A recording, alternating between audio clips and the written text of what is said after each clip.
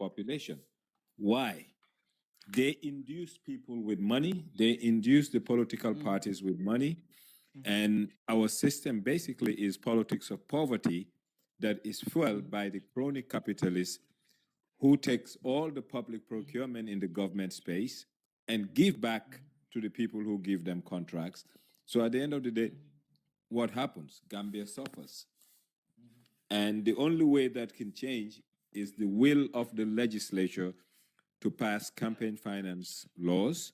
And these campaign finance laws will ensure that the referee plays by the book, because today we have a symbolic referee, but we don't have an active, unbiased referee.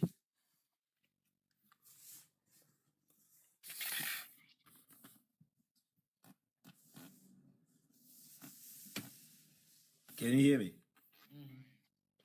Yeah, so that's it. It's we got a long way to go, and yes, I can hear you. You break and come back again, but I can hear you. yeah, I said we have a long way to go, and the reason why campaign finance laws are still lacking, because Gambians tend to participate in politics but don't want to get educated in politics. And I always tell people politics is an equation. On one side of the equation, you have political education. On the other side of the equation, you have political participations. And Gambians want to participate without education. So this is what's going to happen, an uninformed citizenry. And an uninformed citizenry is a victim of the crony capitalists. Or should we say not just an uninformed citizenry, but also a complicit citizenry? The reason for the complicity is because take, for example, the study that I was...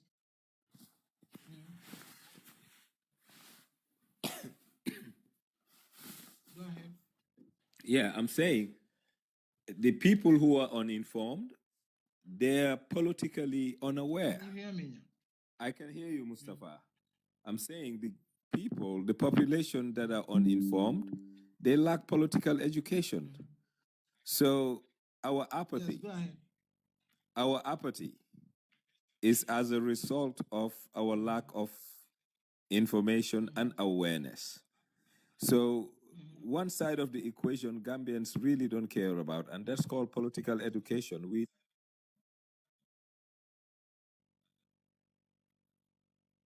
not liking what we're talking about, but I'm here and my network is relatively stable. But yes, I think, Mustafa, so long as Gambians don't want to educate themselves politically, they'll always be on the receiving end of the crony capitalist slash entrepreneurial politician. Thank you. Yeah. All right. So let me bring Yiri here, Nyang, and I bring you back on the same issue. Hiri, are you with us? Hiri?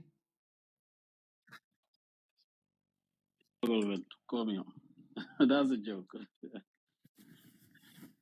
Yeah, I'm here, Mustafa. So, guys, Aisha, you were saying one. Aisha, yes?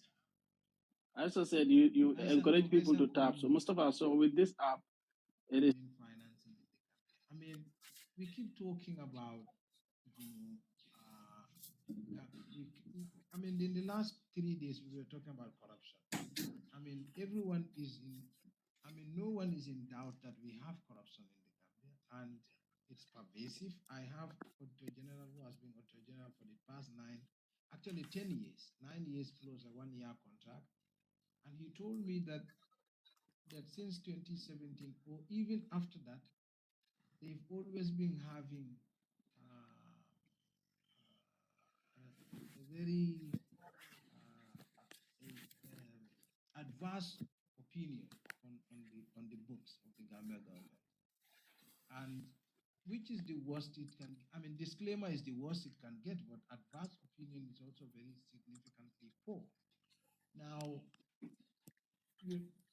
I mean, we've been talking about that, but we don't get to talk about the issue of, these people who are, we are talking about, when we are talking about procurement, corruption, we are talking about procurement, flawed procurements, we're talking about inflated contracts, we are talking about poor road construction, we are talking about all these myriads of things.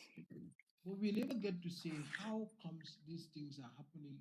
There's no accountability, they keep happening and things like that. And we know the people who get these contracts, they're the same people who fund political parties.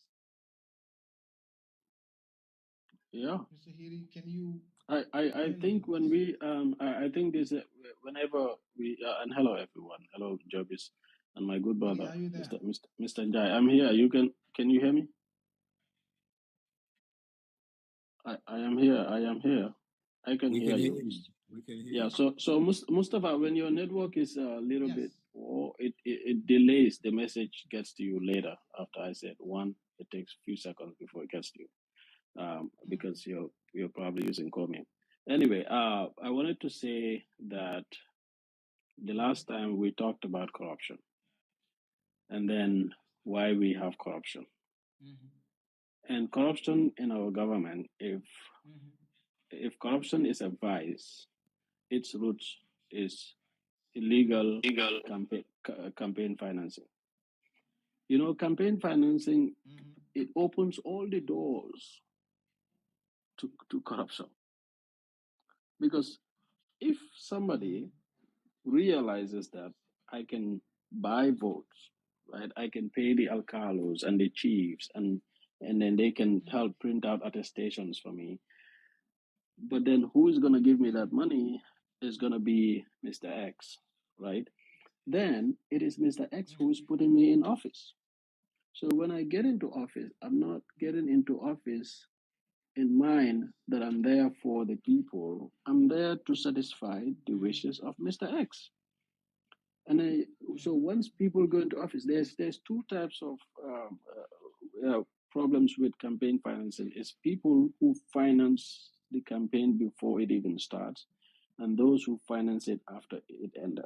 So before you go into office, people are giving you money to win, and after you win, people come and give you money, and you are accepting all these monies.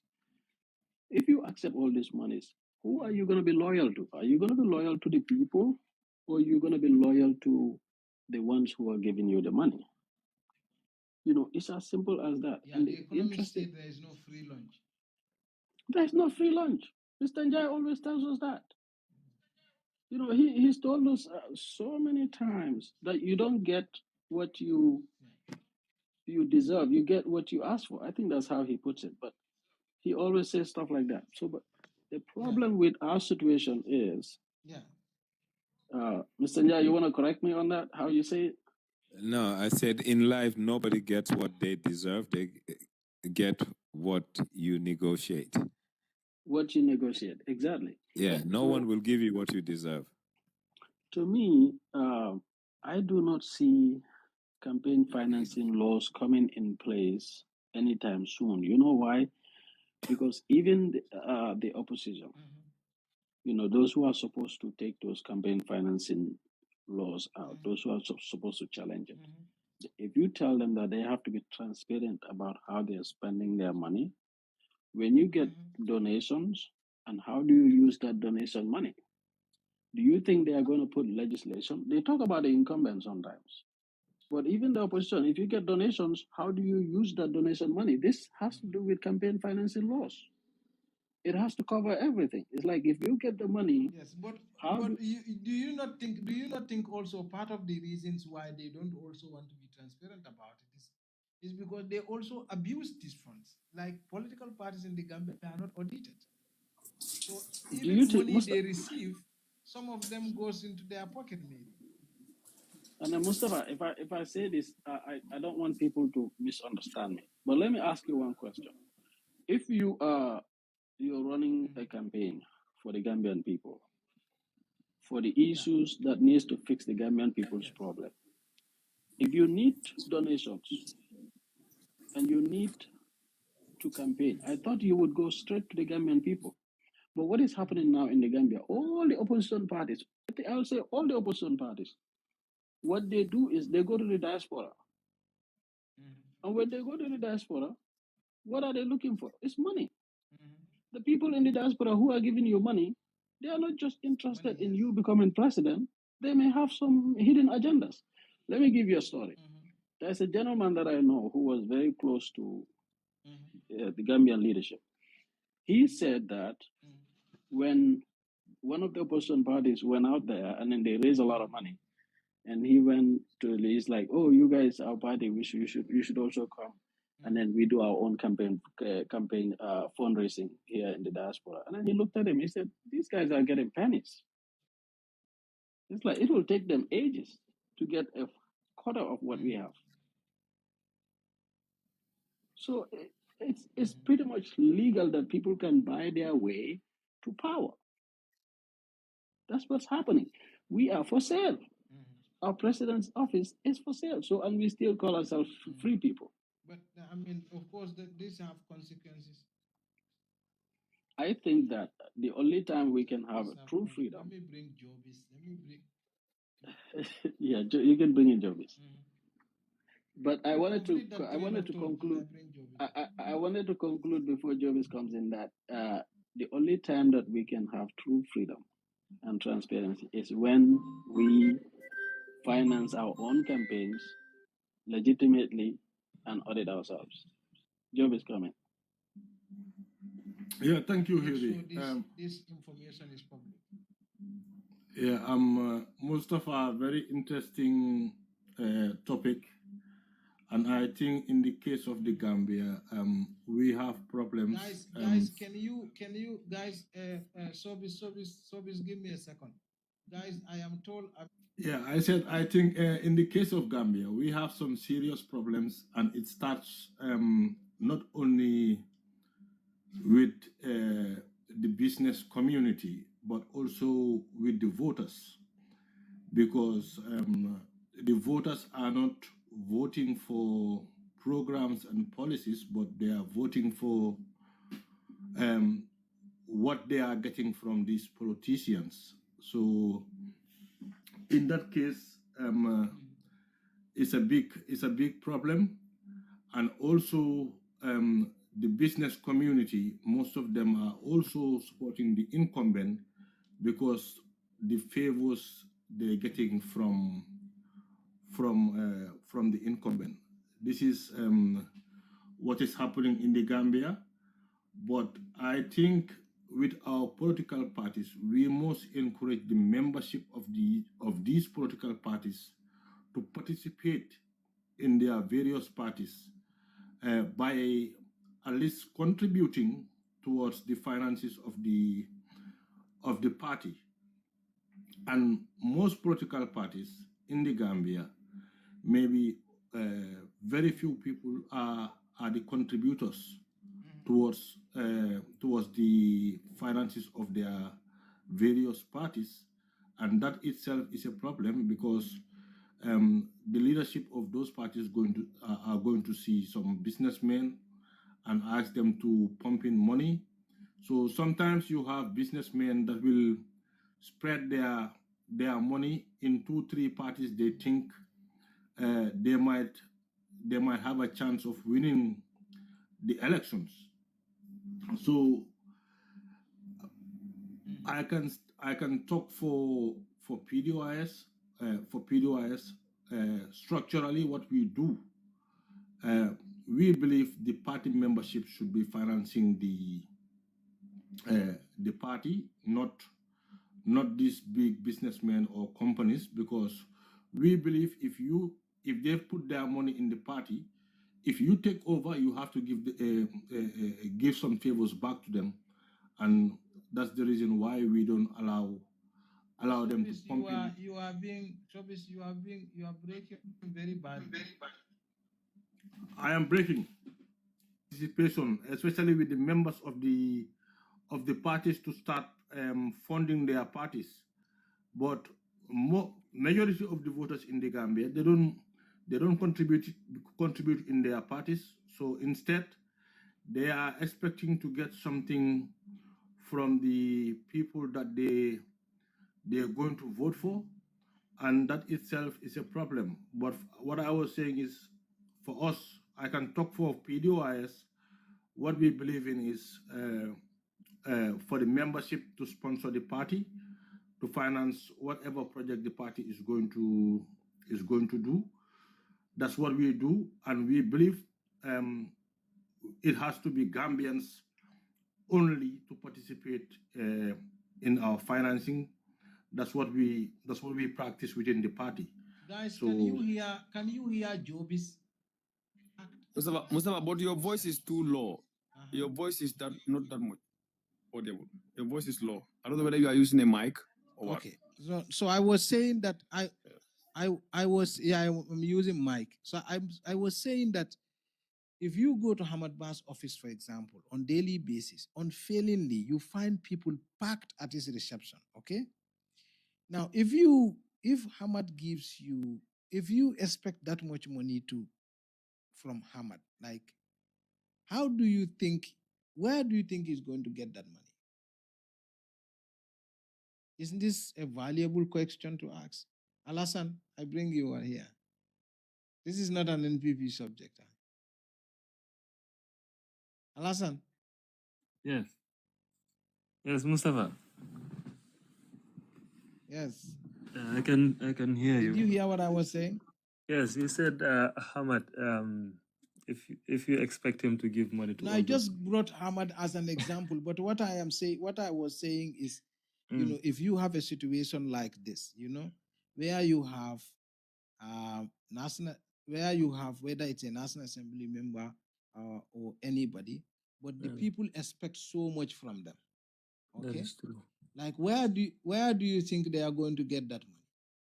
That is true. So for a moment, it made me think that we received. I mean, it can go either ways. Either we make people understand that the roles of, for instance, the National Assembly members is not to do certain things that they think that they are there to do, but to serve in the legislature. It's either we make them understand that, or if it becomes so troubling that we feel like it is going to be more contextual, that we maybe fine tune their role a little bit to match the reality of people's expectation. Maybe we can do that. Probably we can give them maybe some added rules which will allow them to work more with their communities, probably give them more funding. I understand that they have certain funds allocated to them for their constituency. I think it's the constituency fund. But I don't believe that may be enough. Probably they could increase it a little bit, have that fund, and be able to exercise their roles as they're supposed to. Because it's very difficult, focusing on the NAMs, that you'll have to go to the National Assembly and people vote for you to go there. But at the end of the day, the average Gambian wouldn't understand the impact of your role on their society. At the end of the day, what they say is that, okay, kidding ko voter, would disappear, can do not knowing that you are working 247 in the National Assembly to make sure that you have the right laws for them. So they don't understand that. And at the end of the day, some people face the consequences. That is, they lose supporters because they feel like they are no longer representing them. So that is a problem. We either say we are going to check their roles again and then make it more domestic oriented. The realities that are on the ground, we fine tune it to that way. Or we make sure that we push hard enough for people to understand that, okay, these National Assembly members, they have certain rules, and then that is all they can do. And this is an issue, the issue of... No, I don't think, how is it called? Alasan, what I am talking about is, this is generally our politics. People expect politicians to give them money, okay? They expect politicians to give them handouts. If you do not go to their social events, they don't vote for you, okay? That is true. I mean, people even hold against Halifa, that he does not eat outside. I heard people say this. Like he comes, he doesn't even eat with us. Like people hold it against you if you don't give them money, right? Yeah. Now, people also hold it against you if you do not attend their naming ceremonies and splash money on it. So, what I am saying is when you have a system like that, doesn't that also play into the hands of the campaign financiers who in turn expect something from government or from institutions? Yes. It will add pressure to them. It adds pressure. It's not just maybe for Gambian context, we are more cultural and we are more traditional. So people have certain expectation. Like for instance, if you don't go to people's social event, they tend to feel like you don't care about them. So you have to be everywhere. And in order to be everywhere, you have to burn fuel. When you go there, you have to tip them something. And I understand that it also puts some certain pressure on them. So it's a tight situation, but that wouldn't excuse somebody to to get funding from maybe businessmen in order to do some dubious activity that is going to destroy the society that you are working on at the end of the day. So it doesn't excuse that. So I think what we need to do is to make more sensitization for people to have a heightened awareness on things like this, and also on the roles of some of our officials, that they are not there. They don't have money of Alasan, themselves. can you hear me? I can hear you. Am I Maybe your network is out again. the one struggling with internet? Are you all hearing me? Aji, are you Alasan, hearing can you me? hear me? Yes, I can hear you. I'm hearing you. Hello? And everybody, Alasan, I think Alasan break a bit. Hello, Tidos, is can you hear anybody him? hearing me?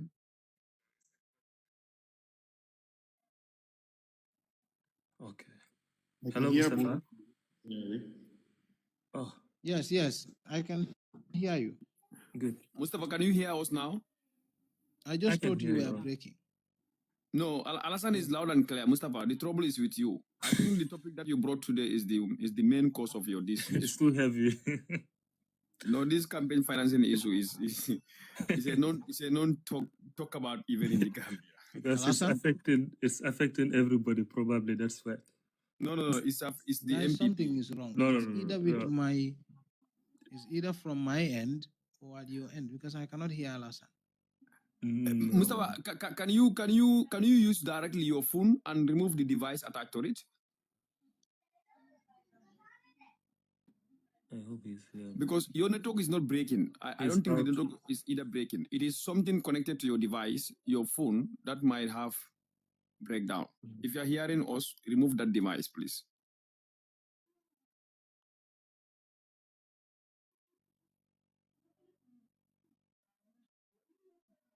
You see, Mom, You hear me now?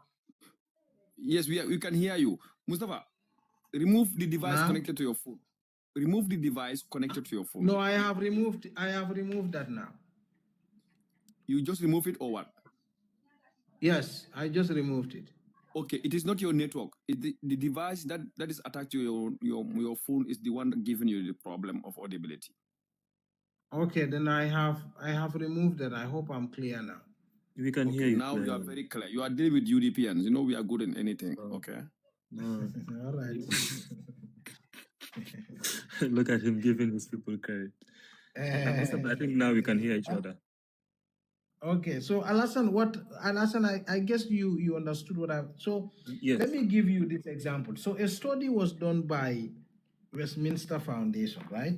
Okay. For democracy, not long ago, and they concluded that National Assembly members say that the burden, like they feel so much burden, and such that the burden of election is much more, it's so huge that it's not worth it. They, they feel like going to parliament is not worth it. Yeah, that is how bad. Yeah, that is because the expectation is so high of them that people don't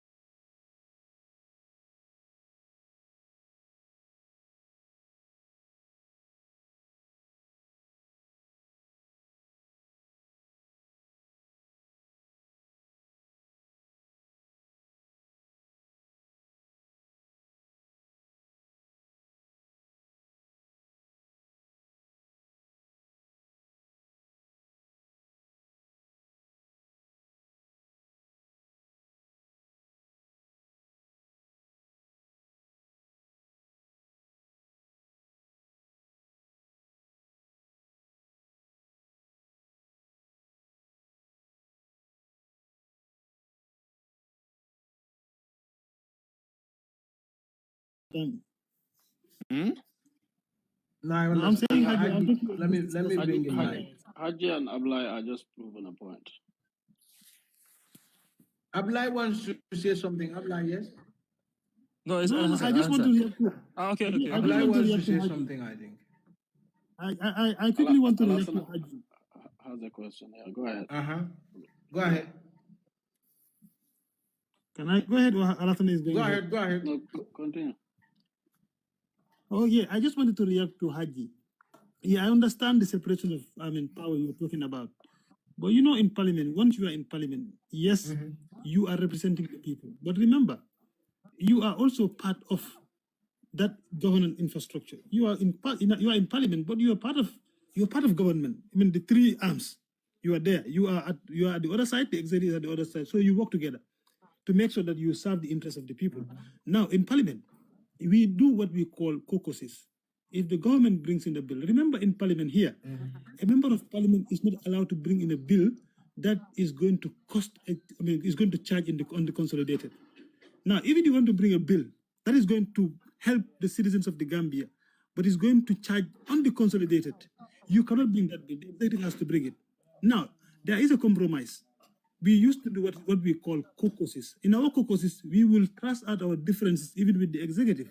So if you are a majority party member in parliament, the government is bringing a business. That business, before it comes to parliament, of course, me being part of government, I will know that they are bringing a bill. And that bill will come to into our hand even before it is laid in parliament. We'll have to have time and look at it. So we used to thrust out our issues in that bill, and we will tell them what are the things that are in that bill that we should remove even before they bring it. Sometimes they bring it and then return it back, go and clean it and bring it again. So there is no harm in that. So sometimes you see us in chamber, you think we are supporting government, but because already we have done some part of the job that we are supposed to do to make sure that we help the executive to also bring in something that is in the interest of the people. There is no wrong in that. Just for you to understand as well. Well, I understand that point. But before Mustafa comes, Honorable Ablai, what I want to say here is I'm not saying that you people did not have that caucus before you come on the floors of the assembly. I'm not saying so. Okay, but my point is most of these bills or that is coming, and we are seeing it on the public domain. Most of those areas are not even in the interest of the public. But they might be protecting the executive, and yet see the NAMs supporting that executive arm of government. They will still side with those laws. For example, let me bring this thing in the currently enacted Anti-Corruption Act. Okay, in that there was a clause called the unexplainable wealth, but all the majority caucus goes against that one and remove it. It's and that is that is to me that is like you have a dog without a teeth. If you want to fight corruption, I think we need to have a conversation on this. We need to have a conversation on that part. Yes, it's a very important clause, but there is a lot to that clause than the way you are explaining it. I think what we said, that clause is important, but however, it should come, but it should come later. Because the explanation given to parliamentarians on the floor of the House regarding that clause was not clear. So, how do you accept a clause in a bill that is not clear to you? No, wait a minute. Here is where there are 3 steps to a bill. The first reading, the second reading, that is under the consideration. That from there you have the committee of full house. Haji, albe conversation sound the can plan. Okay, we stick to the campaign.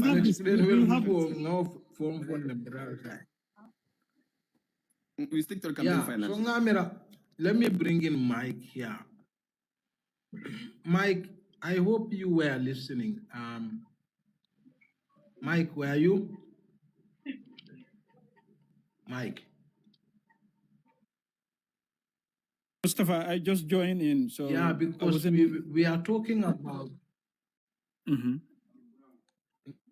we are talking about campaign financing, and we know this is a very complex subject matter in the Gambia. So, for example,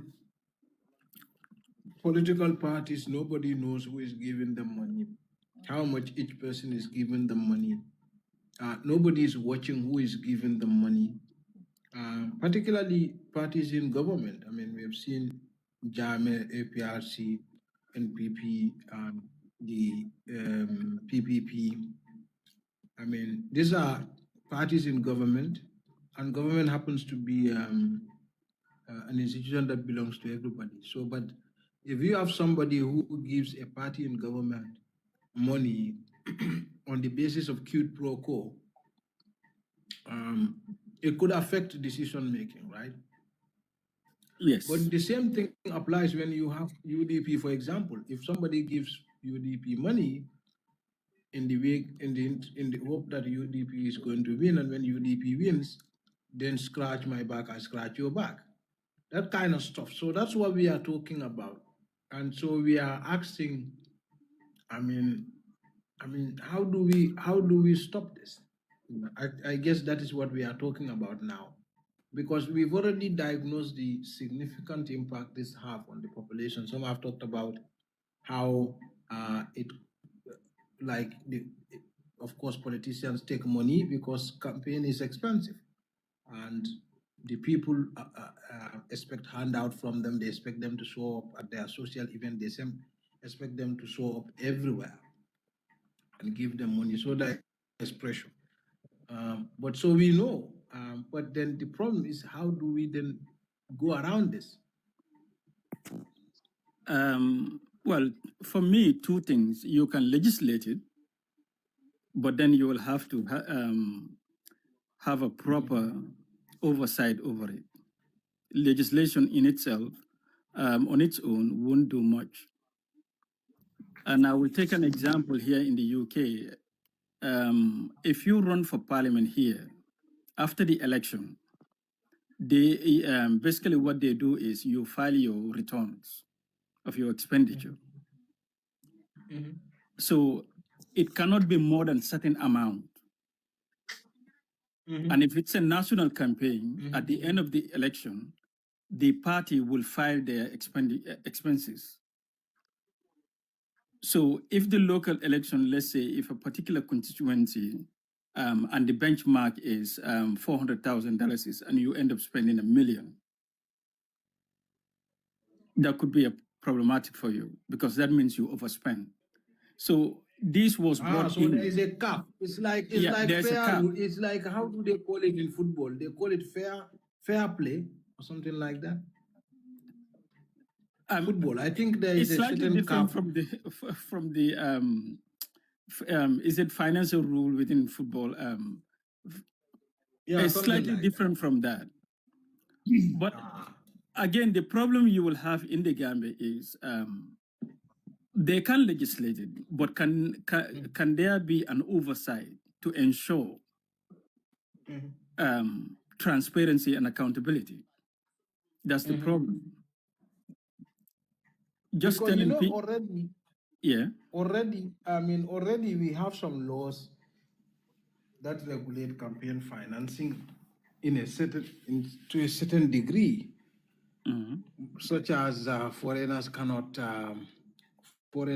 vote, cannot fund. Well, we know this is not true. Foreigners are putting money in Gambian politics. Yeah, definition of foreigners are wide because Gambians can themselves be foreigners if they hold foreign passports.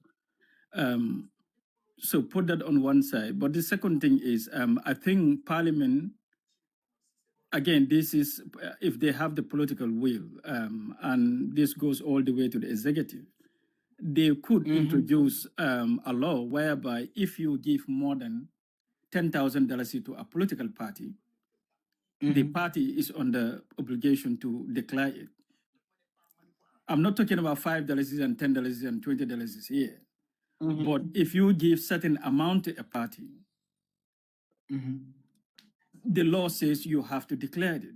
So if they can legislate things like that,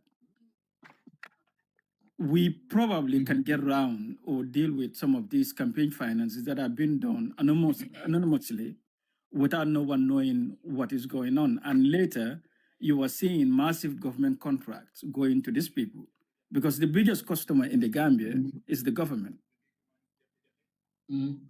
Yeah. For everything, actually. For everything, almost, yeah. Even if you are a consultant for international agencies, If Gambia government wants to frustrate you, they will frustrate you. They'll Yeah. make life painful. So there are many measures they can easily introduce through parliament. I'm not sure whether parliamentarians are willing to do that, or there is a political will to do that, Well, considering because the it's amount of money. you know, Mike, I have been thinking about it, and so long as the public misunderstanding is there,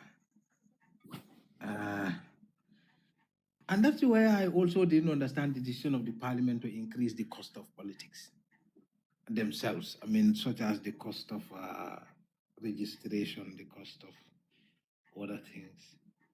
But then, even on top of all of that, if the public still demands money from you, so how are you going to? I mean, with the cost of with cost of politics increasing, how are you going to deal with that? A public demanding money Where are from you going who? to The get parliamentarian. Yeah, well, public, if you are a politician in the Gambia, public demands that you go to their naming ceremony. They demand that you give them money. They visit you. They sit at your house. Go to all these political leaders. Go to their house and sit there. The amount of people you see come every day, you will be shocked. They are feeding villages. Right. Okay, well, I mean, but I would also argue. Mike, this is funny to you. They are feeding villages. I'm telling you.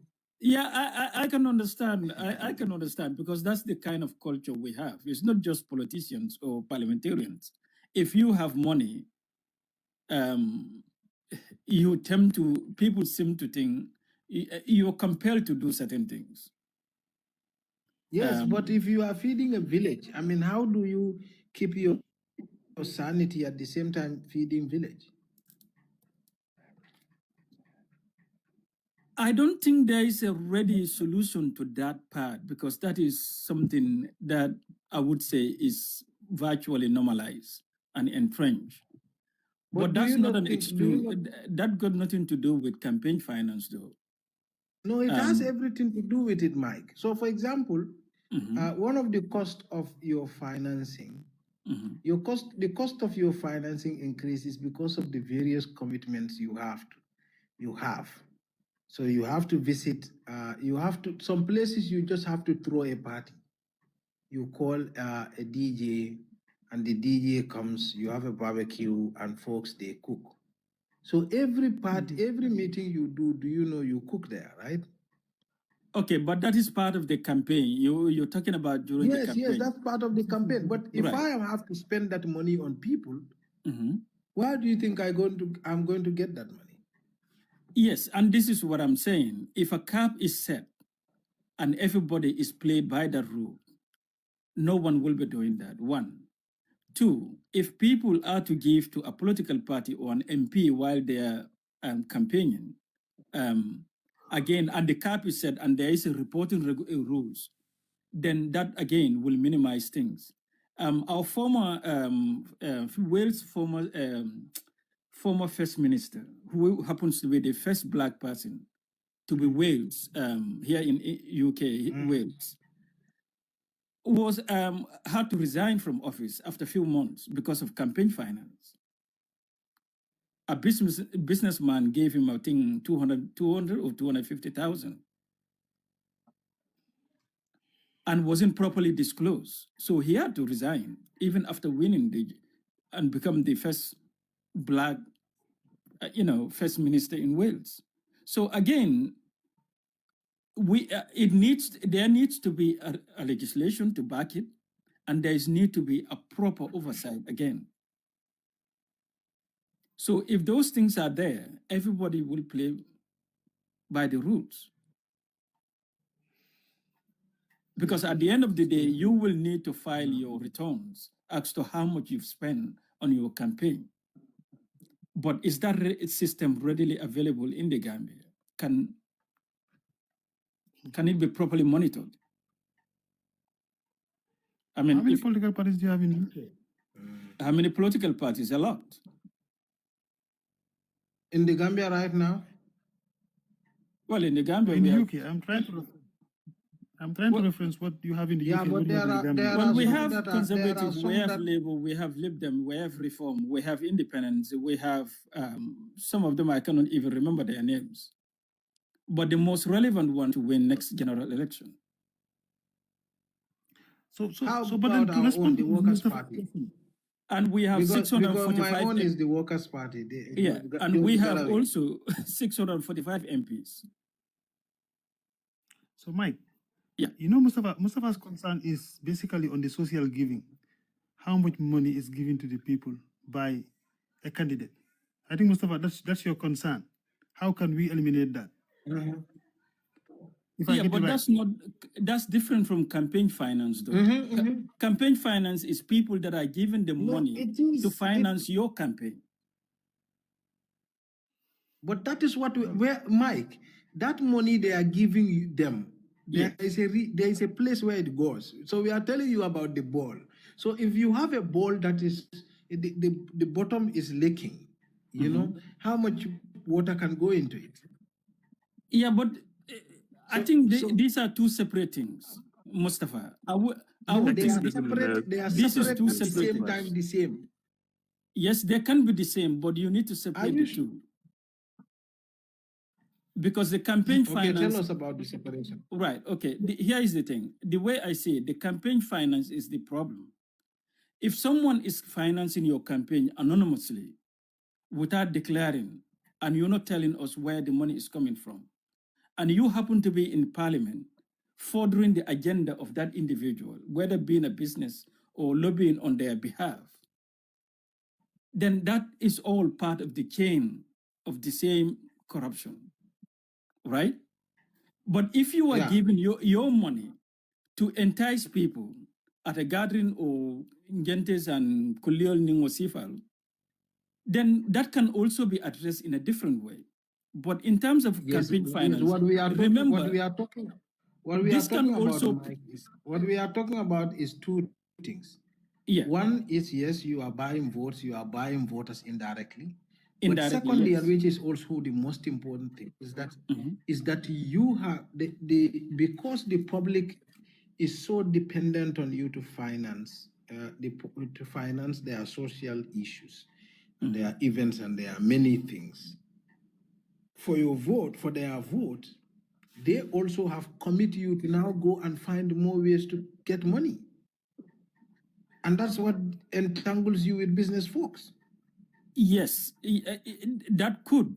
However, put it this way, Mustafa, if I try to contest with Abdullah and Abdullah have deep pocket backers, right, and I don't, that in itself is problematic to democracy. Because that means you're pushing orders without deep pocket. It's like the American system. If you want to run for president, you need to be a billionaire or have lots of money, people backing you. That's not democracy to me. America together. Yeah, Obama wasn't a billionaire. Yeah, but he was backed by deep pocket. Huge. Right? So in the UK here, America political yeah, but that's the result of the campaign finance. Yeah, but here is here in the UK, the reason why they are very sensitive when it comes to campaign finance, they want to avoid that. So anyone, anywhere, right, if you're eligible and your party wants to back you, you can run for office. You don't need to be a billionaire or millionaire. And that's the system I think we want in the Gambia. We don't want one-sided. And to avoid that, you need to bring in laws that curtail campaign finance. In terms of individual MPs or individuals spending money on communities or people, then that again can be legislated. The money you are given, are you getting something in return, or are you doing to buy votes, or are you enticing votes? Again, if you have a proper oversight, this can be looked at. But if Honorable Cisse and his friends are running calling DJs I and think throwing parties, Mike, then that's this point is very important. Mike, you make a lot of sense on that. Definitely, I totally agree on that. But like again, the political will to implement it, another big question. that's the problem. That's Well, that's the okay, main problem look, we have in guys, Ghana, let's go one point at a time. We address the most important thing right now.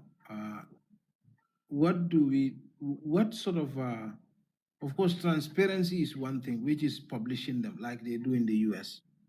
Okay, right now, in fact, this year, towards the end of last year, as the conflict in the Middle East increases, Al Jazeera did a very nice documentary documenting defense contractors and how the amount of money they are putting in the campaign of Republicans and Democrats to get them into Congress and into the Senate.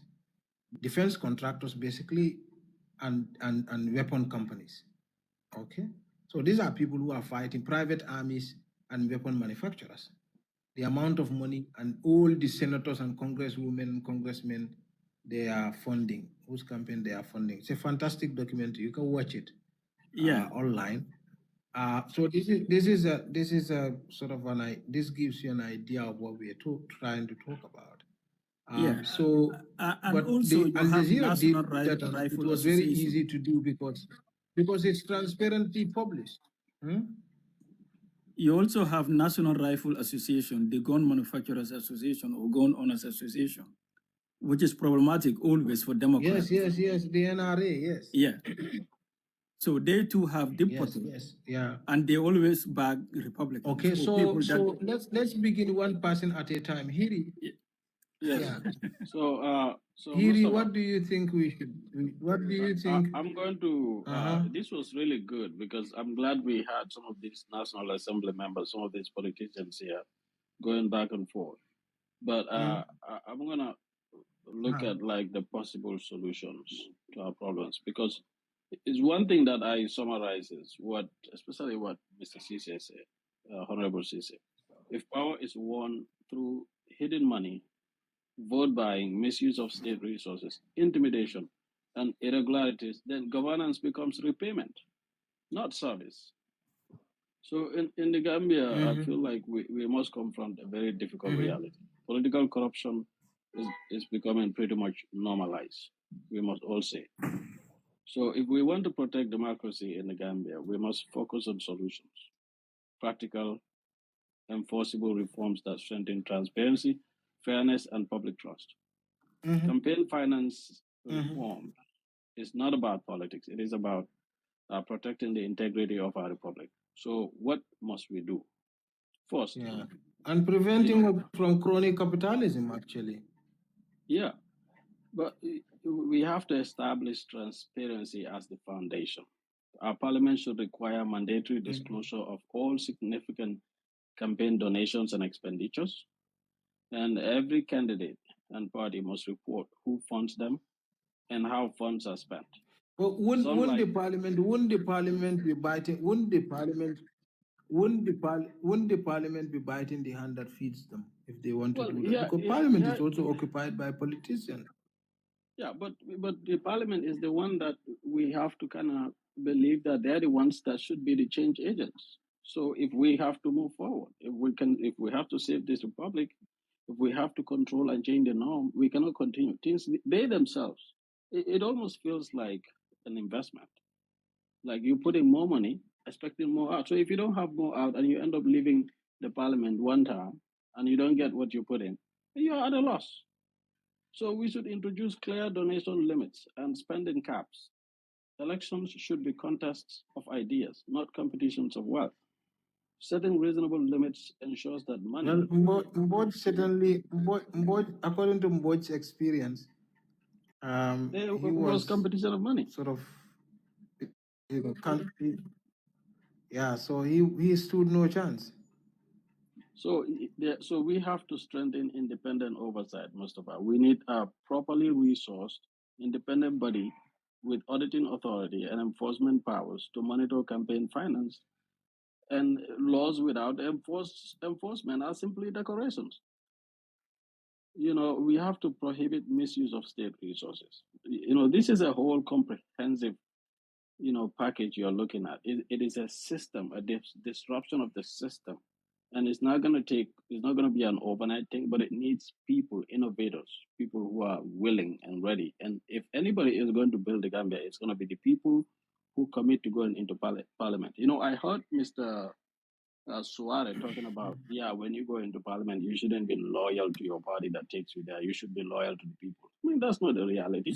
That's not what happens. Parliamentarians are loyal to the parties that took them there. But if you are also it's a political institution. It's a political institution. If you But go there, I don't want us to digress. But now, Mustafa, can I just clarify there? Hiri, I'm not saying Haji, we will come to that. But I just want to, because I saw them writing in text, but I think they missed to understand what I want to say. I'm not saying loyalty to party. I'm just saying certain issues when they came, no, loyalty to party should not be the factor to decide that particular thing. I know that parliamentarians are there through most of them, through political parties, yes. But there are some certain issues, political parties shouldn't be deciding those things as far as your people's interests are concerned. That is my point. Not necessarily means that loyalty to the party. Loyalty to the party is very, very important because these parties, they came up with agendas, they promote policies before they are there, and at the end of the day, they won elections through those people. But as a NAM or a representative of the people, you are also elected to ensure that the people's interest also is safeguarded, and then the checks and balances promoted into what the executive is presenting before the parliament. That's what I have a question for you, Mr. Suare. I have a question for you because I don't think parliamentarians are loyal to even their parties. I think they are loyal to their pockets. But do you think most of them? Yes, I agree with you on that part. Yeah, I think all of them. I cannot say all of them, but I can say most of them. No, one of the things that I think, okay, guys, Hiri, one of the things that I also think that sometimes we say and may not be very practical or may never have been practical anywhere in the world is that parliamentarians are members of political institutions. And every political party is assumed to exist in the best interest of the state. So on the surface of it, the party interest is in fact or should in fact be national interest. So there is nothing wrong with party interest because the whole purpose for the existence of a political party is to serve the national interest. Okay, that is why it is illegal to establish a party in the name of religion in the Gambia. Okay, or you cannot establish a party to say Mandinka Nationalist Party. You know what I mean? Okay, so yeah, you see what I mean? Mustafa, again. No. I'm coming. Let me just say. I just want to draw this in. So it's assumed that when you are serving the political interest, you should be serving naturally the national interest. Of course, this is not always the case, but this is the norm. This is how do they call it? This is the norm. So not serving the national interest is the exception. So if your political party is not serving the national, it has no business doing that in the first place. I think we are on the same page on this, no? Does anybody dissent? With clarity. With big clarity from my side. Mr. Suare, let me ask you a question. Allow Ablai, what are you going to say? Go ahead. I said you are right. You are correct. I mean, every political party that is registered in the Gambia is assumed to be. Yes. To be. Okay? To be representing the interests of the people. And because all these political parties want to be in government. No, but we agree on that. Yes. There's no argument on that one. There's no debate against that one. So I think we all agree on that one. But like the point of representation here is interest is quite subjective. It's what you disagree with. Okay, you know. So of course some things are clear, but some things are not very clear. So that we don't very clear. Yes. Yeah, but here is where I'm talking about representation. The NAM is more closer to the people than the executive. Okay. And if I'm talking about the people's interest, so what the NAM normally hears from the people, being with them all the time, might be the executive might not be in that line. So you, the NAM, coming to make sure promote that what you have heard from the people, representing them at Parliament, sometimes should be an interest whatsoever thing the executive brought before you, so that you promote that interest into the executive proposal. That is the point I'm talking. But every political party, though, yes, they represent the interest of the nation. But sometimes It's supposed, will come. it's supposed to. It's supposed if to. it Yes, does not, supposed it has no business No. existing. Yes. But sometimes something will come. You will see it more favoring the executive, while the public, its interest might be very little in that one. Yet still, some will align with the executive, ignore the cry of the people. This is the point I'm talking about. Okay, I understood. Now, Mboj, if you are still with us, Mustafa, can I what ask do you think? the parliamentarians, Mr. Suare and Cisse, a question if you have time for that? Yes, go ahead. Correction, I'm not a parliamentarian. No, I said No, you Mboj, and the parliamentarians. Haji attempted to do it, they kicked him out. Haji failed, yeah. I was rejected, yes. He's a wannabe parliamentarian. Yeah. But I have a question for you guys. Do you think that government vehicles, government fuel, and government staff and public funds and state media should be used for partisan advantage? No, but the law is already against that. The public media, the law is clear on what the public media's conduct is. Of course, this is not mostly the practice. One of the best times we have to that we enjoyed this was around 2017 up to 2018. Okay, when Ibrahim Asila was the Minister of Information. I remember opposition parties used to be invited to Good Morning Gambia and Good Morning Gambia, and there's another one. Of course, GRTS now is a shadow of that self. There was at the beginning of the Barrow administration. I mean, this is probably the best time for GRTS ever. I mean, as far as my reckoning is concerned, I mean, and it was good. It looks very beautiful back then. But as things move on, UDP and Barrow fell out. The environment became a little bit more toxic, and policies started shifting. Even the issue of press conferences started modifying until Ismaila Cisse got appointed. Things changed in terms of states' relationship with media and information dissemination. I mean, that's my perspective as a journalist. But in terms of the law, the state media is required to give a platform to every political institution and party in the Gambia, regardless of what you say about NPP. But this is generally a problematic situation for political parties in the Gambia. I remember I have a friend who was but let me not say this. For Haji Mutalambe, UDP criticized. No, Mr. Bankoyenko, I'm a Democrat. If you don't criticize us, we will not know a problem. You say it, we hear it, and we see how we address it. I have no problem with that. Yeah, I was at Malagan at the time working, and my friend's wife called me. She was panicked because the Gambia government declared that there was a drought. I think this was in 2018 or 2019, at the beginning of the year. It must have been 2018.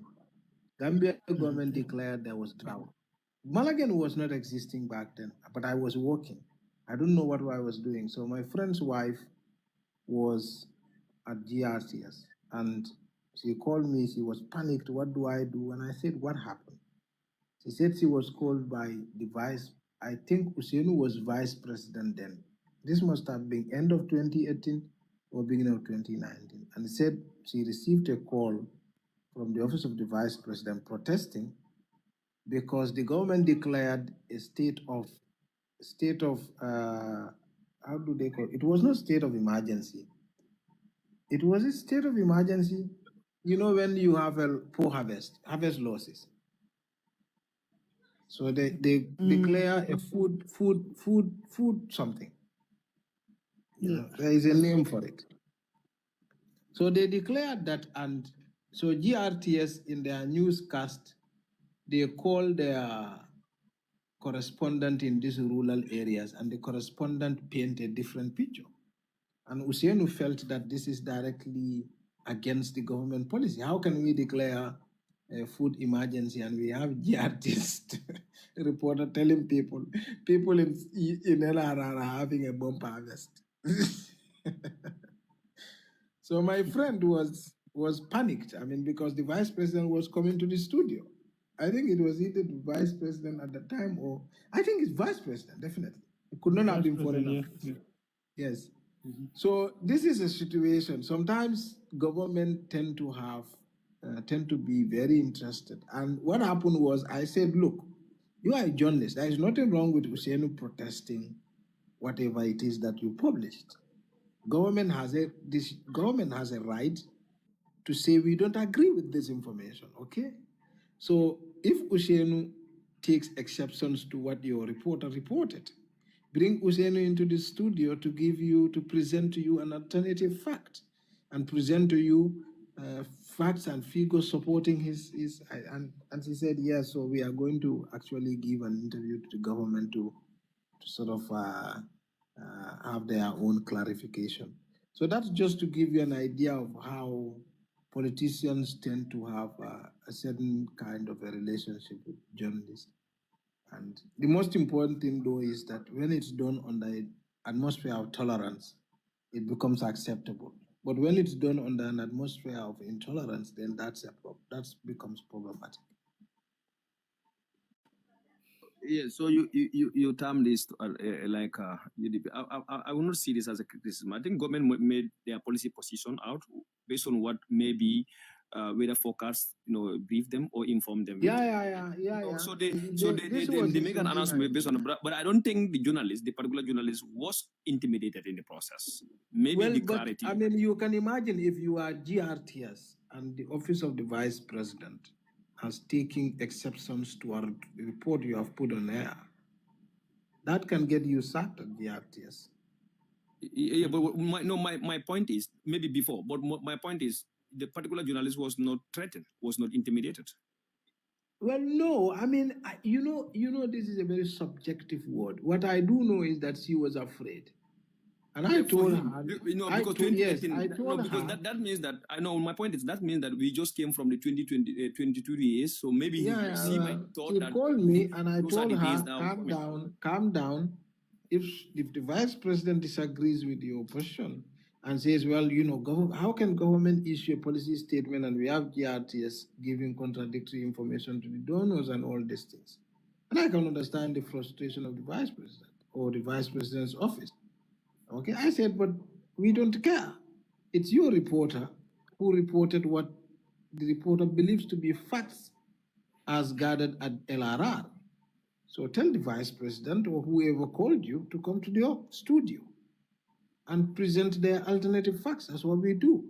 Yeah, but I think I can recall that year there. But well, it's either 20. It's the beginning of 20. I think. No, yes. But that year, Mustafa, because you brought that issue, it was.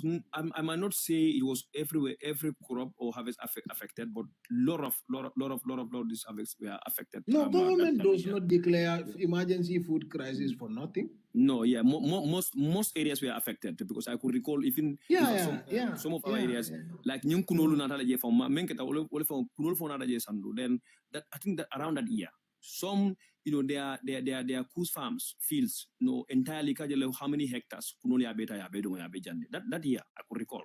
So anyway, I see that. Yes, Mustafa, I want to bring Haji back. How do you not consider it as intimidation if the office of the vice president should call a journalist to say, we are taking exception from the report that you've featured on air, kind of. Now, remember, if the office of the president... Are you asking question or you want to dig deep, coming up with your opinion? No.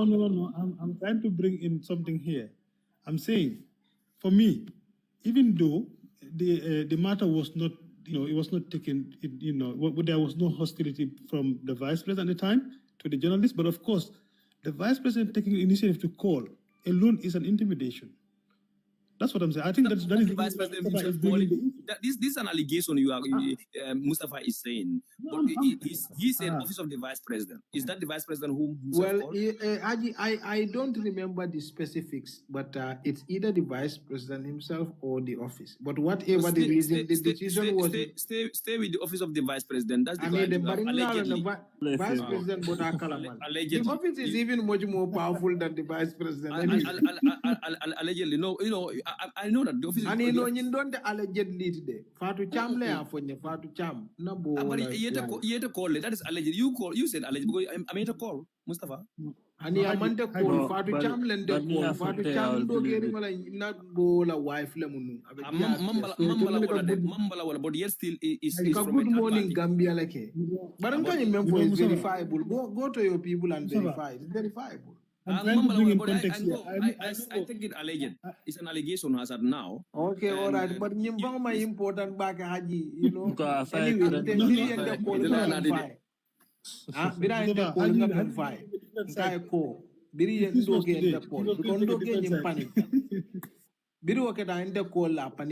understand. TMM5 is simple. I told him, we do reporting based on also facts as gathered by reporters, right? The government said there is a emergency food crisis, okay? And one of the things you bring such a report to life is to go and gather from farmers themselves the actual situation on the ground. So he happens to call their correspondent and across the country. And one of them happens to be in LRR who happens to gather from farmers that they're going to have a bumper harvest. And so that is the problem. So, but yeah, I mean, I'm saying that was just a simple clarification. There was no intimidation in the process. Yeah, but intimidation is a subjective word. So let's move on. And I don't want you to take it at that side. I never said anybody. No, if I said you are the speaker, I'm trying to address the one who want to come with an alternative opinion on this. No, I have I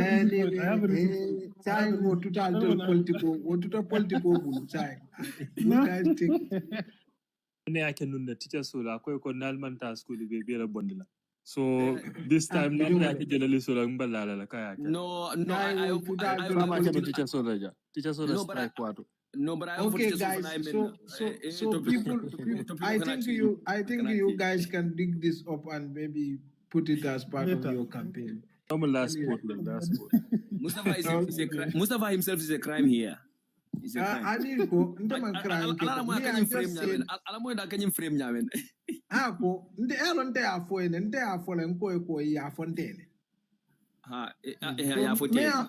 Me Fonte o panic la intercall. So ni honorable Caesar ko intimidation o keta.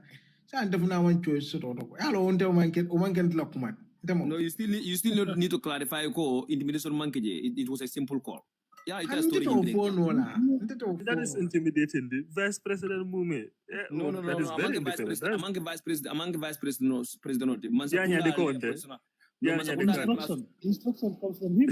Instructions come from him. That's order from the top. But let's see. No, where the focus? Ministry Jumal Fonkoro. Weather focus is on the water resources. Water resources, okay. So it means that government drew up their stand on that. Yes, no. How long emergency food crisis? That is on the office of the vice president. That is on the. No, office of the vice president like a coordination, okay, because it's the one that is in charge of all emergency related NDA and all that. NDA,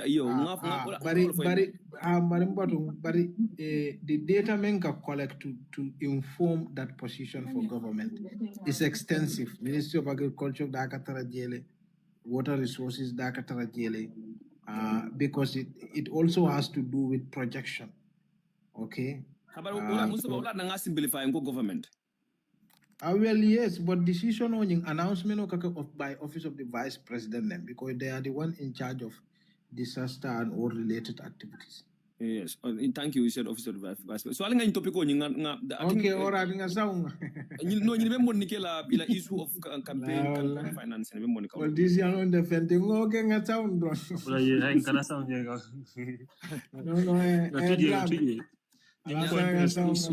Let's draw this to a conclusion. I mean, it's getting late here. I mean, maybe one person at a time. Mustafa, what? Yes, Mike. How much does it cost for someone to run for a member of parliament now? Now it is it's a lot of money, because even for your registration, I think you pay $150,000 now. $150,000 is increased from 5,000. Yeah. So you pay what? Do you get that money back? If you have to do a campaign, it may cost you up to around 1 million plus. No, remember, I'm saying Mustafa, like it was 5,000. I spent around $150,000 in my campaign. What about if it is now $150,000 itself? Near 150,000, and considering that now, and okay. But what I'm asking, Mustafa, we can even assume that ITILA expenditure was below par because you failed. So one of the reasons why they didn't vote for you. It was far below because for me, I cannot do Bantabaka. I reduce myself to purely house to house with a very small team. Like I always go with 6 people or 7 people. So that may have been why you lost. Okay, yes, but because Haji, if I can ask, so if you pay 150,000 to register, and then you run for election, but you lose or you win, do you get that money refunded back to you? There's no such a law in our election. In the Gambia, near 25%. 25% as a National Assembly member near Osoto. You will get a refund. But near Osoto, you've lost. Jalansi Saulam. Like the Mamun said, okay. For me, 25% of the votes of the Jalansi Saulam. Like the entire registered vote, or like the candidate who won. Eka kodomenjo to IEC. If you have not got 25% of the votes, they don't return it back to you. Vote casted, non-casted. Yeah. So, but here's no. But for me, I have over 25% of the vote. But like you pay 5,000, but like that 5,000, it can refund deal. But I'm a campaign fund. No. I'm talking about what we are saying. In a campaign fund, but deposit all because in the UK, is only £500. Yes, it's only £500, and you only need 5%. Yes. So in your country is. In this country is 150,000. It's over 1,000 pounds.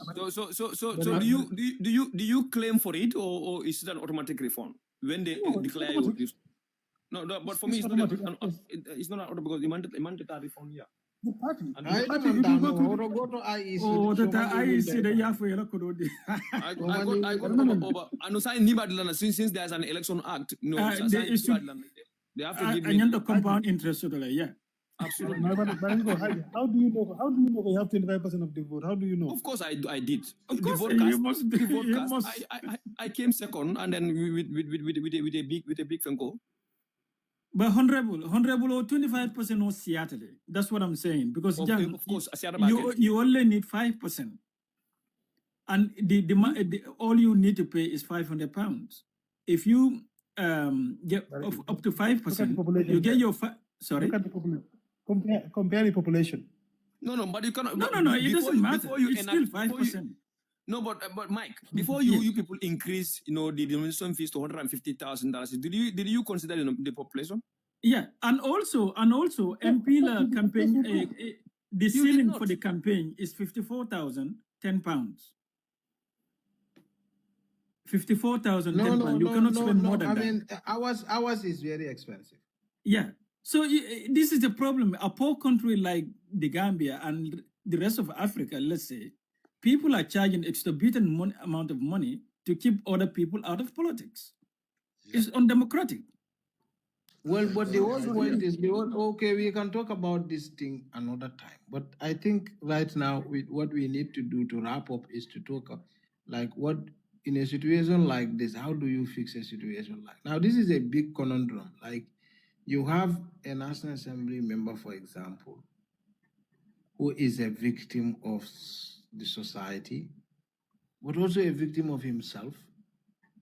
And the society also becomes a victim of the National Assembly member because he can utilize his power in favor of a businessman, in which case the society loses.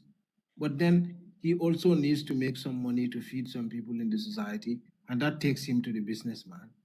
And he comes also, he make a legislation himself, which also makes his own situation worse. No, this is a plan. So here is the thing. You remember the last time we were discussing about the office of the National Assembly member. You know, in the Gambia, when they talk about payment for parliamentarian, that's when people start talking. And I remember in one of our discussions, I said, the payment given to the National Assembly member is not for the member, it's for the office. Now, if that office is not well taken care of, it will be difficult for you to regulate what you are saying. Okay, I'm not saying parliamentarian go to the businessman to get money or whatever. I have never done that. But I cannot also say people are not doing it because I don't know. But if they are not well resourced, they are not well paid, you cannot regulate that. That would be difficult, honestly speaking. We have to make, Job is. Then who did you sponsor then? If you spend more than I do. You're talking to me? He sponsored himself, my brother. Haji Jobis is like you. He ran and lost. No, Jobis, he said he did not. I think he said he did not run for the campaign. That's what. No, he ran. I know him. Jobis is also PDYS. Jobis ran in Banjul. It's only they go around. They go around with Jetes. Okay. They go around with Jetes stuff like Mboy. Various candidates. You go around eating Jetes stuff. Various candidates. You go around eating Jetes stuff. I mean, people look at you and say, "Look, okay." I mean, I don't eat Jetes stuff. I mean, what? Okay, but I sponsored myself. Is it that I sponsored myself? I didn't even take a dime from the party. I sponsor myself. Yeah, but also, I mean, you're being humble. You are not also poor. You have a little amount of money to take care of. Not little. He's my chairman. He has money. No, yeah, I mean, he has a little amount of money to take care of him. So he's not. You can afford to spend a little money. I mean, especially also consequences in Banjul are not very big. No, I was not running. Yeah, because I just want to have a job. I was running because I think I can do something to help fix the problem. Yeah, to bring it different. You can make it. You can make it different. Even though Haji is in the wrong political party, but no. Saying it makes a lot of sense. So, but chairman, we fixed that problem already, and now you want to bring it back. You already fixed that problem, and now on another angle. Don't try to. Don't revise.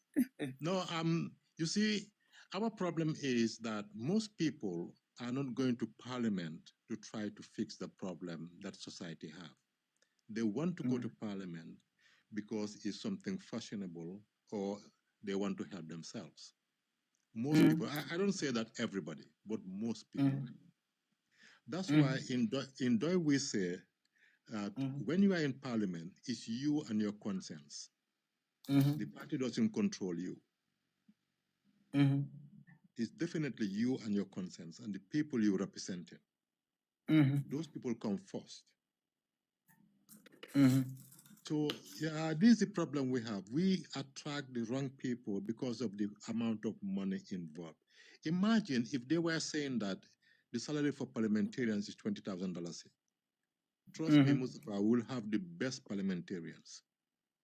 Because nobody would want to go there. But if nobody wants to go there, then we can hardly get anybody. No, people will go there, but only people who want to fix the problem. And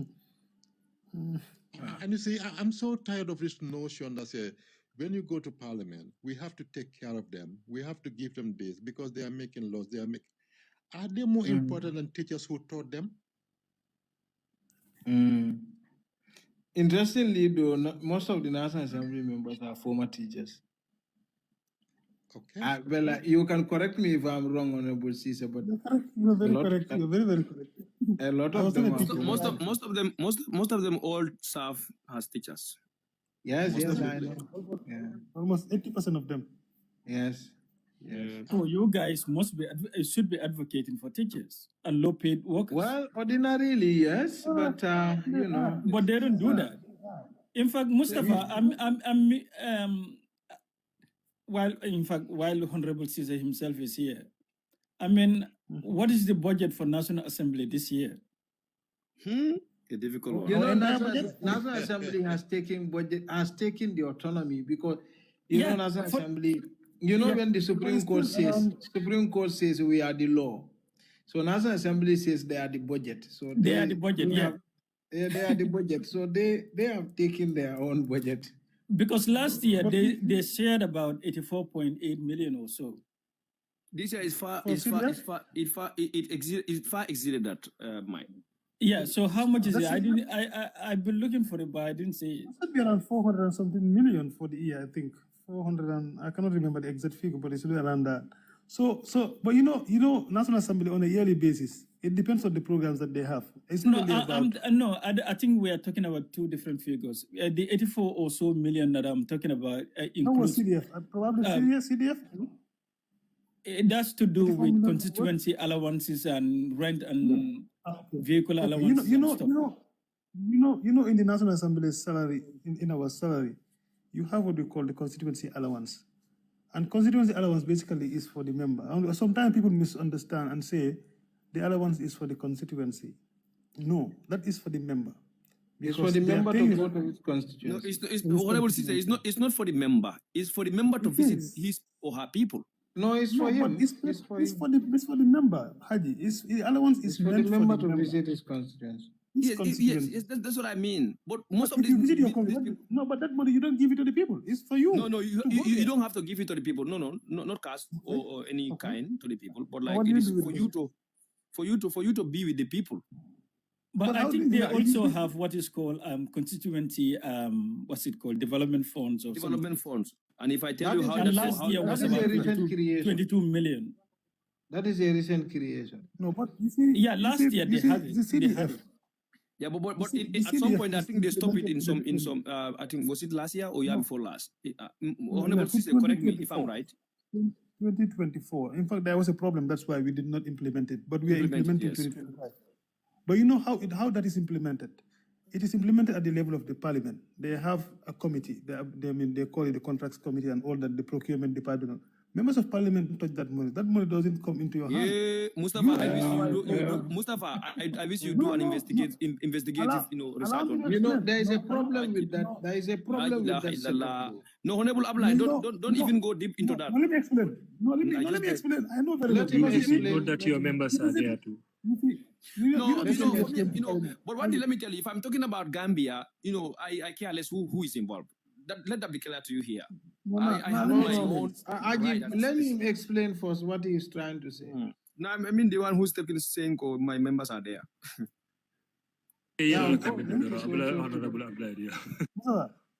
Now, if I should explain, the CVF is implemented at the level of the parliament. That because accountability. Because of accountability, that is why Parliament is accountable for the expenditure of the CDF. Now, every member, you go to your constituency and you identify a project. Remember, it's just $500,000. $500,000 is what project can you do in your constituency that everybody should benefit? You have to look at that. Some members will go and initiate to say, okay, I want 2 boreholes. Remember, if you want a good borehole in your constituency where you have 5,000 liter capacity or whatever, will cost you more than 150,000. It depends. And in that 500,000, 50% is retained for the 10% whatever tax. That doesn't come. So it means you are spending $450,000. You understand? But it depends on the project that you do. But this money do not come in the hands of the member. I mean, everything is done at the level of parliament. They identify the contractors. You understand? If you say you're going to do a borehole, they will open the bid. They will, float the bids. The people will apply, and then they will open bids. They will give contracts to people who, are qualified. Now, and this is done within the National Assembly, the contracts committee. A group of them will do it. Now, I don't even know the contractor who supplied me my tri-schools and some of the things that I've given my people. I don't even know the contractor. When he was delivering the things, I called my people at the constituency. I say, the supplier is coming to deliver these materials to you. Can you please pick them? In fact, my secretary picked them from him. I don't even know the contractor myself. And this happened for most of the members. But yes, you can question to say the way it is implemented, perhaps it needs to change. People can question that.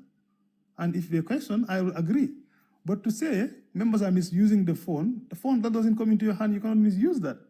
And this money, yes, remember, it is not an act of parliament, but it's within the budget of the National Assembly, because Assembly is an institution that is operated under, our budget framework. So they have the money in the budget.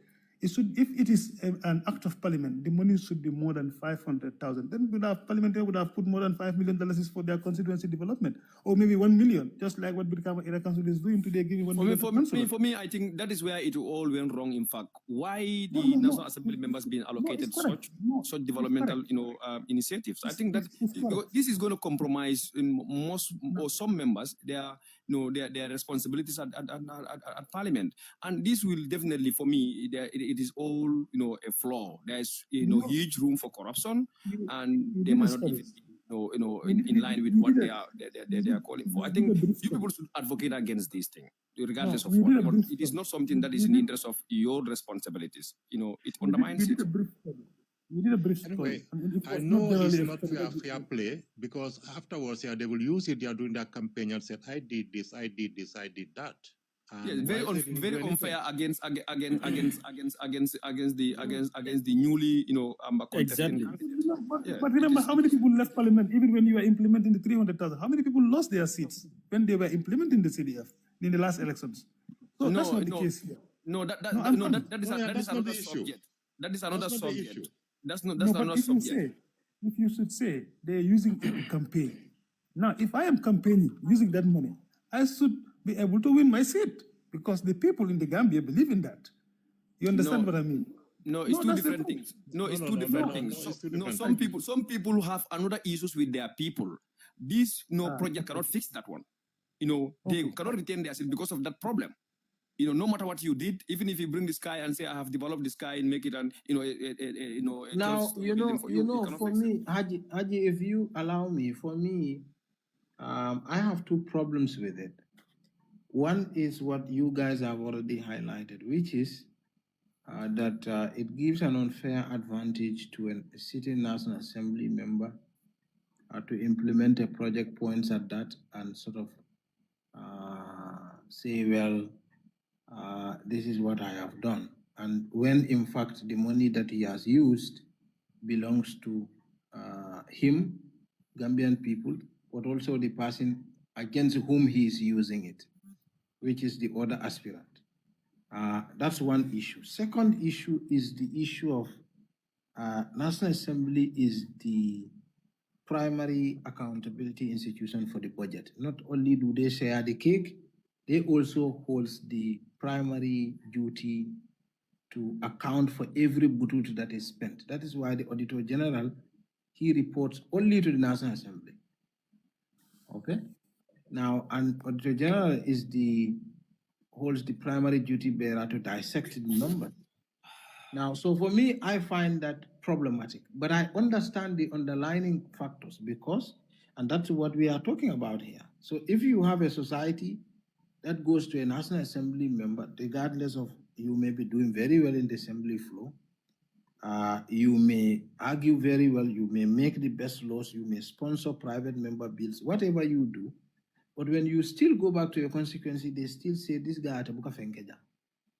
And so, okay, and so if you have a situation like that, and you have National Assembly dealing with that, now, you have two ways to address it, because a leader is also a shaper of opinion, So you can try to change the mindset of your people, What you might ask PDY is how that has worked for them for 40 years.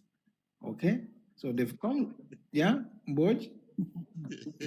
It's working very fine.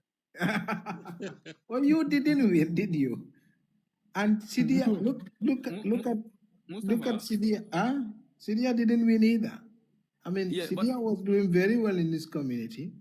and They went and kicked him out. A small boy, you know, who you can't compare in terms of institutional knowledge, everything. Yeah, I mean, yeah, but they did not kick Syria out because Syria was not doing something. Syria was pulling his own money and investing it in his people. So yes, but he was not spending compare anywhere near how much money the NPP was going to spend. I'm coming. I said, like, even before the salaries or stuff like that, Syria to spend it on his people. Yes, but that is modest.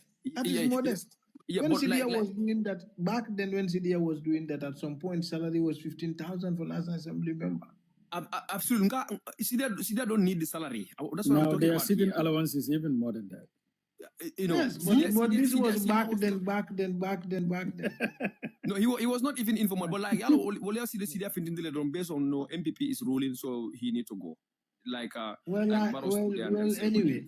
So let's draw it to a conclusion, one point at a time. So but before you go there, I want to ask a question. I want to ask a question. No, before you do, I want Honorable Cisse to give us clarity on this. Honorable Cisse, campaign financing, can't the National Assembly sponsor a private member bill on this, on campaign financing? Yes, if it does not have any form of charge on the consolidated, we can. And I'm not too sure what will be the text to bring in a legislation to regulate campaign financing. But of course, I know IEC, the law is already, there is a law already, but I'm not sure. No, they are not sufficient. Both the EU observers and many other, the Westminster and many other, independent observers, recommend that Gambia's campaign financing is so weak. So what I mean here is, how do the National Assembly chip in to strengthen it with a law that is progressive, in line with the fair play norms? Level playing field, yeah. Exactly. And also even set a limit. And I would like you, particularly you being the deputy majority leader, to think about this and go back, consult with your lawyers and see whether you can even table this before the upcoming campaign.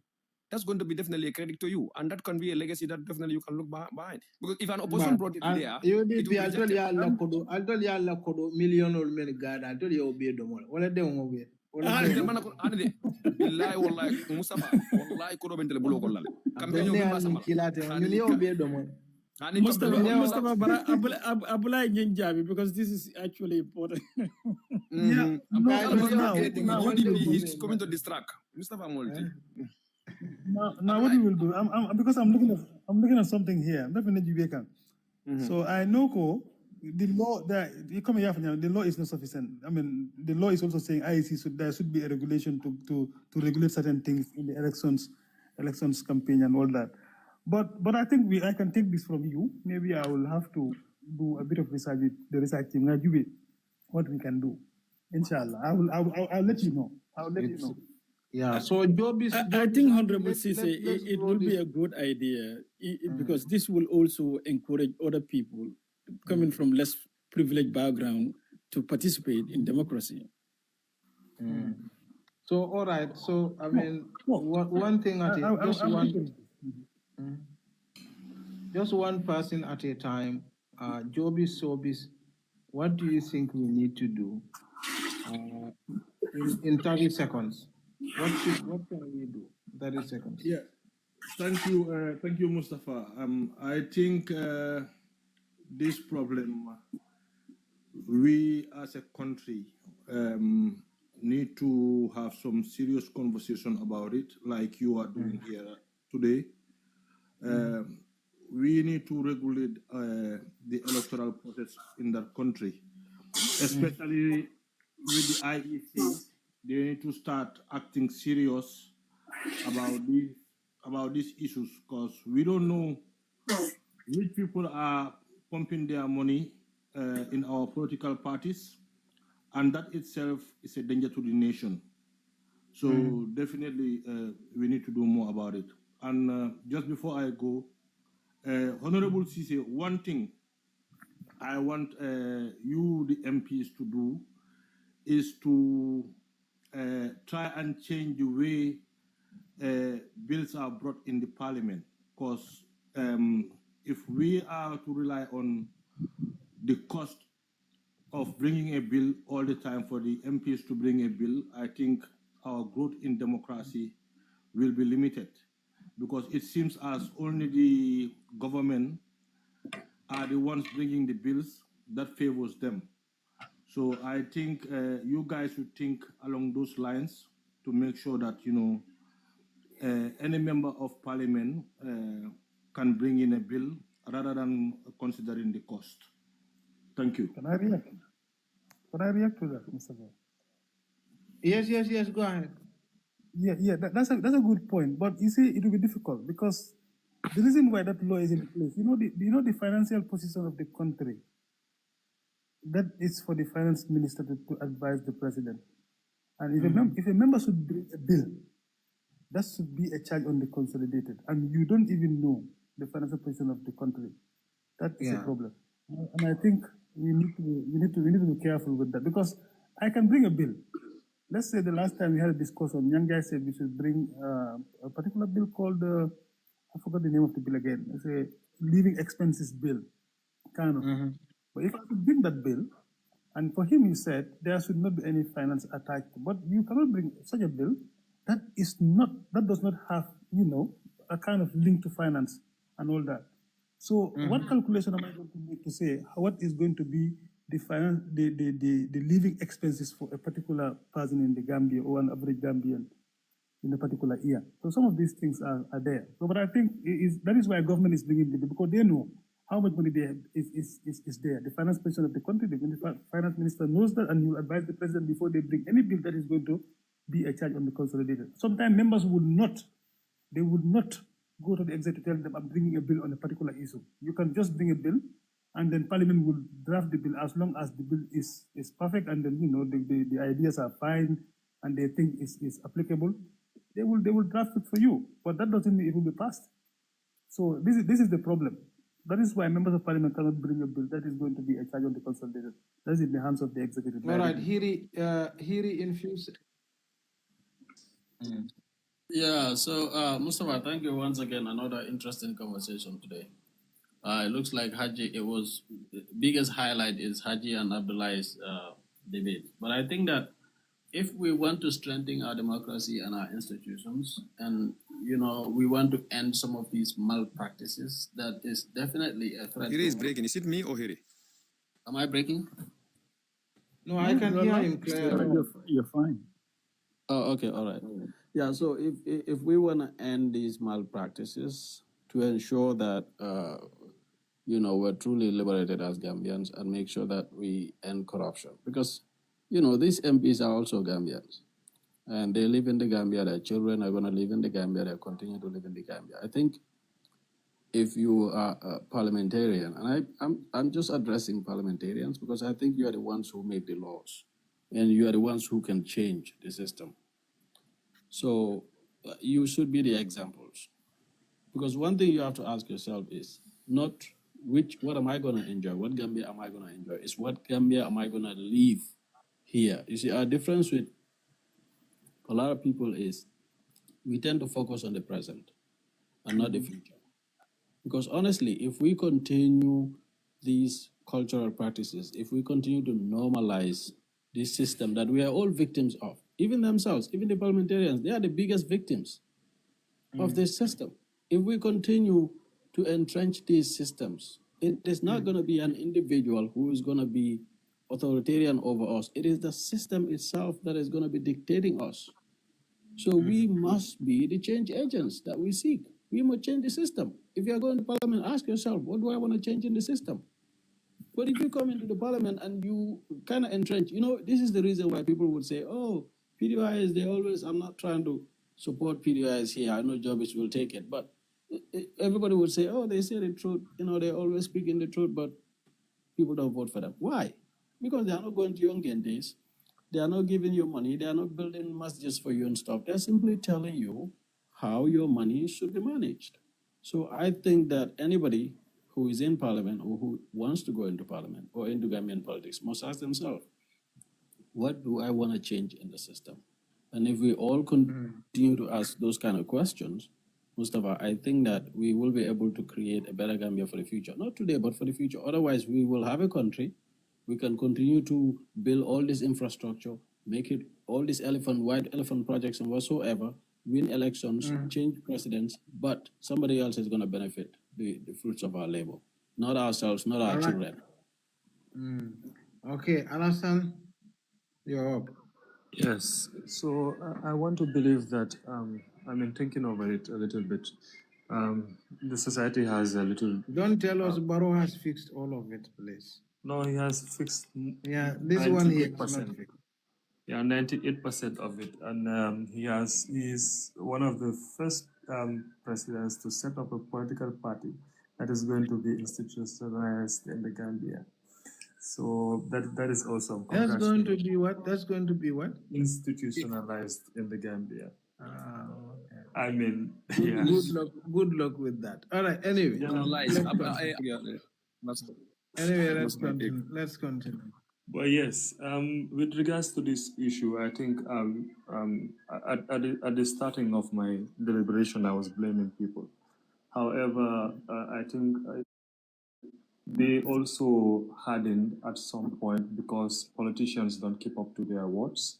When they promise them that they are going to bring development, they don't bring development. So they have wised up to a point that they told themselves, okay, if these politicians come to us, then we'll take what we can take from them because we will never see them again. So I think that also developed this culture of taking something from the politicians. And then, as they say in Mandinka, Mako nga baraka. But I say, baraka. Exactly. Yeah, that is also part of the problem. Yes. So that is a problem that we need to fix. But with sensitization, it can be fixed.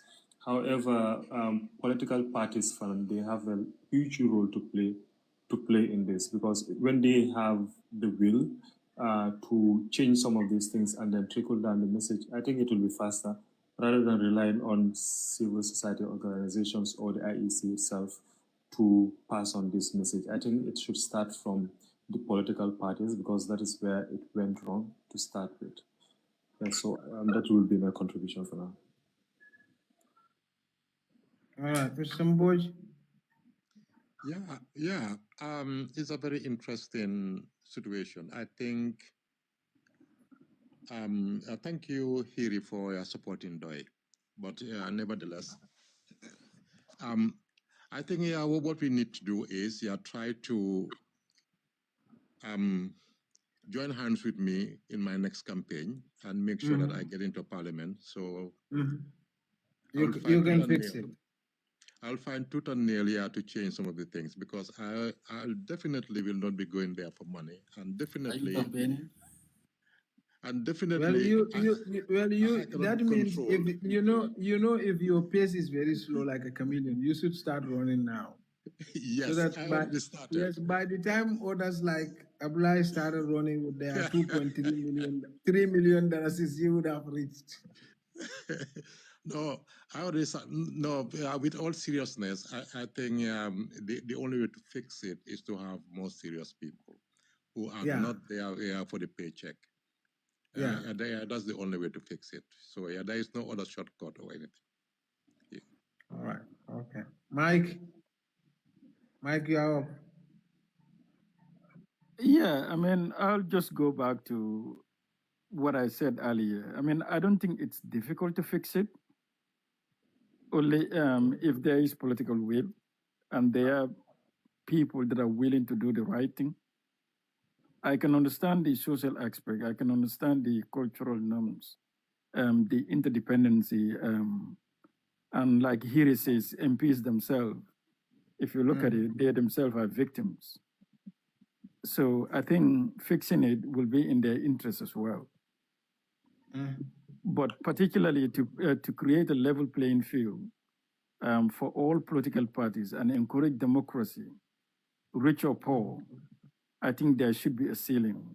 Because even the most advanced countries, if they are setting a ceiling less than 55,000 and a deposit of just 500, dollars is, let's say, I think pricing people out with 150,000 and presidential candidate, is it not 1 million? That's just madness. 2 million, I think. I think it's 2 million. It used to be 1 million, now increased to 2 million. Okay, so that's outrageous. I mean, you are basically, who is earning $2 million a year? Yeah, it's very few. So I certainly am not one of them.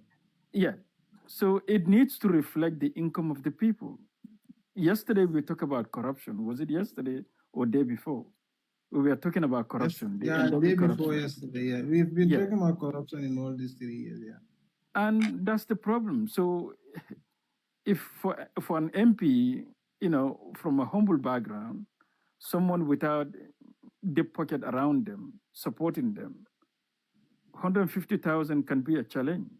Never mind spending again to go around. So I think there should be, a cap, because at the end of the day, all of these MPs also are Gambians, like he said. A cap meaning an upper limit that you cannot spend more than. Yeah. So there can be a limit. And that is what I would say. So it is in everyone's interest, regardless of which political party you belong to. And I think Honorable Caesar should consider this and bring it to the parliament as private members' bill, or if necessary, ask his party to consider it for the sake of democracy. Okay, Mike. Yeah. Honorable Caesar, I think you have said your last, haven't you? Or you want to say something? No. I think I'm learning. This is important.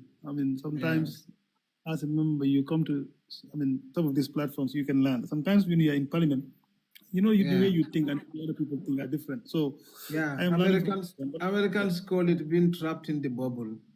Exactly. Yeah. So I will look into this. I'm not promising that I'm going to bring it into parliament. Yeah. But I will do a bit of research on this. I will read this Westminster thing. Trust me, National Assembly. I have it already. I have downloaded it already. The National Assembly members have said a lot about cost of politics. I've seen it. A lot. Yeah. Haji. Yeah, Mustafa, I think it's an interesting conversation. Hiri, I think he was taking me down there, but we are now on the same line on this issue. So for me, I think campaign financing sometimes, candidate themselves influences how pressure, mount on them when they are elected in public positions. Like I said earlier, if you are an aspiring candidate for a National Assembly, for a constituency, and your role and responsibility, if elected, is to do an oversight,